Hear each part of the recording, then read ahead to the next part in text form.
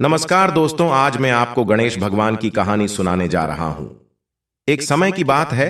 एक गांव में एक मध्यवर्गीय परिवार रहता था। परिवार में अनिरुद्ध, उनकी पत्नी सरस्वती और उनके 3 बच्चे थे, जिसमें से 2 बड़े बेटे और एक पूनम नाम की बेटी थी। बेटी पूनम बचपन से ही गणेश भगवान की भक्ति करती थी। अनिरुद्ध मेहनत मजदूरी करके अपने बच्चों को बड़ा किए और दोनों लड़कों की शादी करके उनके लिए अलग अलग दुकानें भी कर दिया। अब अनिरुद्ध के पास सारी जमा पूंजी समाप्त हो गई। एक दिन अनिरुद्ध ने दोनों लड़कों से कहा, बेटा तुम अपनी बहन की शादी कर दो, वह शादी के योग्य हो गई है। दोनों लड़के बहुत ही घमंडी थे। वह दोनों झट से बोले, पिताजी, अगर आपके पास पैसे हो तो आप पूनम की शादी कर दीजिए। हमारे पास तो पैसे नहीं हैं और हमारी दुकान भी घाटा में चल रहा है। अपने बच्चों की बात सुनकर अनिरुद्ध बड़ा ही चिंतित हुए। चिंता के कारण उनकी तबीयत खराब होने लगी।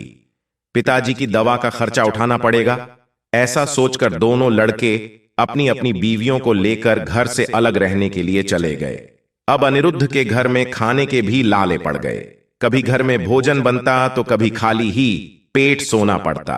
लेकिन इन सब परेशानियों के रहते हुए भी पूनम ने गणेश भगवान की पूजा करना नहीं छोड़ी थी। वह नित्य गणेश भगवान के मंदिर जाती, फिर घर पर ही गणेश भगवान की पूजा करती। एक दिन गणेश भगवान उसके घर पर एक साधु के भेष में आए। पूनम ने साधु बाबा को बैठाया, पानी पिलाया और जो मंदिर में प्रसाद मिला था उसने साधु बाबा को बड़े ही प्रेम से खिलवाया। साधु बाबा अनिरुद्ध से बोले, पुत्र तुम चिंतित लग रहे हो। तब अनिरुद्ध ने अपनी सारी परेशानी साधु बाबा से बताई। साधु बाबा मुस्कुराए और बोले, पुत्र संकट हमेशा नहीं रहता, इसीलिए आप चिंता को छोड़िए।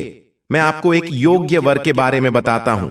साधु बाबा ने बताया कि पड़ोसी गांव में एक साहूकार रहता है। उसका पुत्र विवाह के योग्य हो गया है। उसके पुत्र को आंखों से दिखाई नहीं देता, इसलिए वह योग्य वर की तलाश कर रहे हैं।